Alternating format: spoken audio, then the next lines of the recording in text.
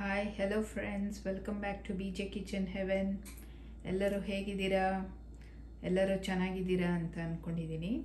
So ಇವತ್ತು ಬಾಳೆಹಣ್ಣು ಹಲ್ವಾ ಮಾಡ್ತಾಯಿದ್ದೀನಿ. ಸೊ ಬನ್ನಿ ನೋಡೋಣ ಹೇಗೆ ಮಾಡೋದು ಅಂತ. ಸೊ ನಾನಿಲ್ಲಿ ಚೆನ್ನಾಗಿ ಹಣ್ಣಾಗಿರೋ ಒಂದು 5 ಬಾಳೆಹಣ್ಣು ತೊಗೊಂಡಿದ್ದೀನಿ. ಇದನ್ನು ಈಗ ಸಿಪ್ಪೆ ಅದನ್ನು ತೆಗೆದು ಮಿಕ್ಸಿ ಜಾರ್ಗೆ ಹಾಕಿ ಅದನ್ನು ಸ್ವಲ್ಪ ಗ್ರೈಂಡ್ ಮಾಡ್ಕೊತೀನಿ.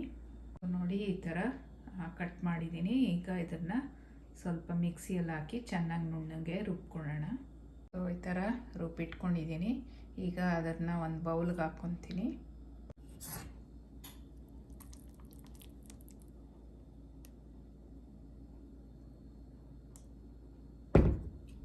ಸೊ ಈಗ ಒಂದು ಪಾತ್ರೆನ ಸ್ಟವ್ ಮೇಲೆ ಬಿಸಿಯಾಗಕ್ಕೆ ಇಟ್ಟಿದ್ದೀನಿ.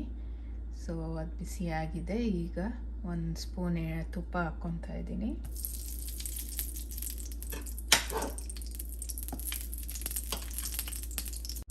ಸೊ ಈಗ ಒಂದು ಸ್ವಲ್ಪ ಗೋಡಂಬಿ ಹಾಕ್ತಾ ಇದ್ದೀನಿ. ಇದನ್ನು ಒಂದು ಸ್ವಲ್ಪ ಹುರ್ಕೊಳ್ಳೋಣ.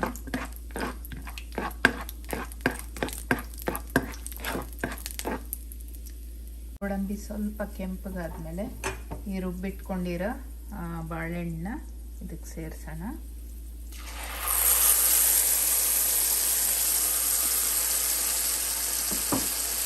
ಈಗ ಇದನ್ನು ಸ್ವಲ್ಪ ತಿರುಗಿಸ್ಕೊಡ್ತಾ ಇರಬೇಕು. ಇದೊಂದು 10-15 ನಿಮಿಷ ಆಗುತ್ತೆ.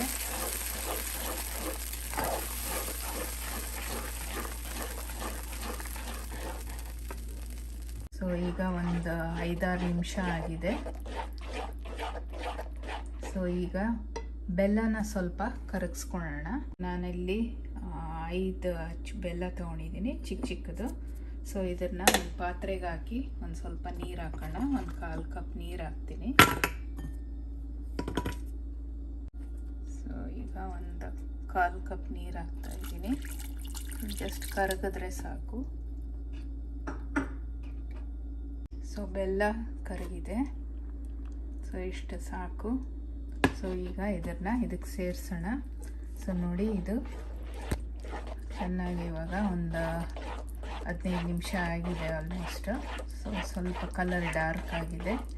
ಈಗ ಬೆಲ್ಲನ ಇದಕ್ಕೆ ಸೇರಿಸೋಣ. ಸೊ ನಾನಿಲ್ಲಿ ಸ್ವಲ್ಪ ಏನಾದರೂ ಕಸ ಏನಾದರೂ ಇದ್ದರೆ ಅದು ಸೋದಿಸ್ಕೊಳ್ಳಿ ಅಂದ್ಬಿಟ್ಟು ಒಂದು ಇದು ಇಟ್ಟಿದ್ದೀನಿ.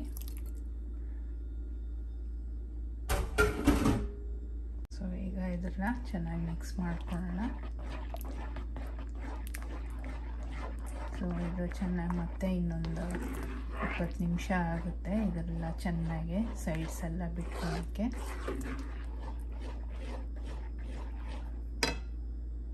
ಸೊ ಈಗ ಸ್ವಲ್ಪ ಇನ್ನೊಂದು ಸ್ಪೂನ್ ತುಪ್ಪ ಹಾಕ್ತಿದ್ದೀನಿ.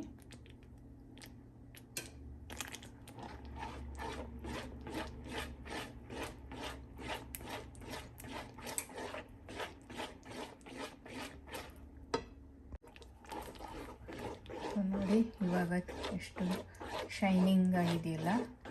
ಸೊ ಈ ಥರ ಚೇಂಜ್ ಆಗುತ್ತೆ ಕಲರು. ಸೊ ಮಾಡ್ತಾ ಕೈ ಬಿಡ್ದಿರ ತಿರುಗಿಸ್ಕೊಡ್ತಾ ಇರಬೇಕು. ಸೊ ಈಗ ಇನ್ನೊಂದು ಸ್ಪೂನ್ ತುಪ್ಪ ಹಾಕ್ತಾ ಇದ್ದೀನಿ.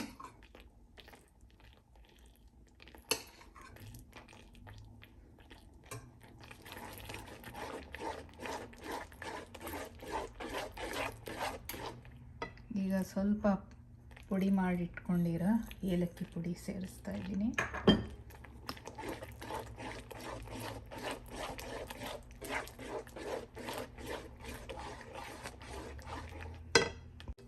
ಸೊ ಈಗ ನೋಡಿ ಸೈಡ್ಸ್ ನಿಧಾನಕ್ಕೆ ಬಿಡ್ತಾ ಇದೆ. ಸೊ ಒಂದು 30 ನಿಮಿಷ ಆಗಿದೆ. ಸೊ ಇನ್ನೊಂದು ಸ್ವಲ್ಪ ಆಗಲಿ, ಆಮೇಲೆ ಇದನ್ನು ಟ್ರೇಗೆ ತೆಗಿಯೋಣ. ಸೈಡ್ಸ್ ಒಂಚೂರು ಅಂಟದೀರ ಕ್ಲೀನಾಗಿ ಮಧ್ಯಕ್ಕೆ ಬಂದಿದೆಯಲ್ಲ. ಸೊ ಈಗ ಇದನ್ನು ಟ್ರೇಗೆ ತಗೊಳ್ಳೋಣ. ಸೊ ಒಂದು ತಟ್ಟೆಗೆ ಇದನ್ನು ತೆಗೆದಿಟ್ಕೊಂಡಿದ್ದೀನಿ. ಈಗ ಇದನ್ನು ಸ್ವಲ್ಪ ಲೆವೆಲ್ ಮಾಡ್ಕೊಳ್ಳೋಣ. ಸೊ ಇದು ತಣ್ಣಗೆ ಹಾಕೋಕ್ಕೆ ಬಿಡಬೇಕು ಒಂದು 2-3 ಅವರು. ಆಮೇಲೆ ಇದು ಪರ್ಫೆಕ್ಟಾಗಿ ಸೆಟ್ ಆಗುತ್ತೆ. ಸೊ ನೋಡಿ ಈ ಥರ ನಾನು ಲೆವೆಲ್ ಮಾಡಿದ್ದೀನಿ. ಇದನ್ನು 1-2-3 ಅವರ್ಸ್ ಹಾಗೆ ಬಿಡೋಣ. ಇದು ಚೆನ್ನಾಗಿ ಕಂಪ್ಲೀಟ್ ಕೂಲ್ ಆಗಲಿ, ಆಮೇಲೆ ಅದನ್ನು ಕಟ್ ಮಾಡೋದಕ್ಕೆ ಅದು ಸರಿಗಿರುತ್ತೆ. ಸೊ ಈಗ 3-4 ಅವರ್ಸ್ ನಾನು ಫ್ರಿಜ್ಜಲ್ಲಿಟ್ಟು ಆಮೇಲೆ ಕಟ್ ಮಾಡಿದ್ದೀನಿ. ಸೊ ನೋಡಿ ಎಷ್ಟು ಸೂಪರಾಗಿ ಕಾಣಿಸ್ತಾ ಇದೆ. ಸೊ ನೀವು ಒಮ್ಮೆ ಟ್ರೈ ಮಾಡಿ, ಆಮೇಲೆ ಫ್ಯಾಮಿಲಿ ಫ್ರೆಂಡ್ಸ್ ಜೊತೆಗೆ ಎಂಜಾಯ್ ಮಾಡಿ.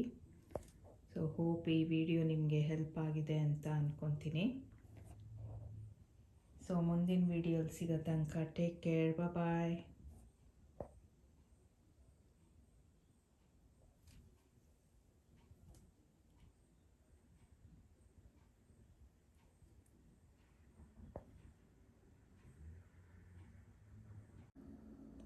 ನೋಡಿ ಎಷ್ಟು ಸೂಪರಾಗಿದೆ.